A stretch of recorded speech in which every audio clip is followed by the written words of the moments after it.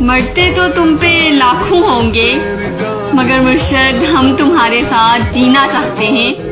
جب کوئی اچھا لگتا ہے تو اس کا برا بھی اچھا ہی لگتا ہے. محبت اندھی نہیں فراق دل ہوتی ہے. عیب دیکھتی ہے مگر نظر انداز کر دیتی ہے. اب کیا بتاؤں کیا قصور ہے میرا. ایک تو محبت ہو گئی, دوسرا دنیا کے سب سے بزی انسان سے ہو گئی. ہمارے واسطے وہ ایک شخص کافی ہے, سوائے اس کے جہاں میں سبھی اضافی ہے. تمہاری محبت پر آمین, تمہارا غصہ سر آنکھوں پر, تمہاری انا قبول, تمہاری ضد منظور, سب قبول ہے, شرط بس اتنی ہے, تم تب تک ساتھ رہنا میرے, زندگی جتنی ہے.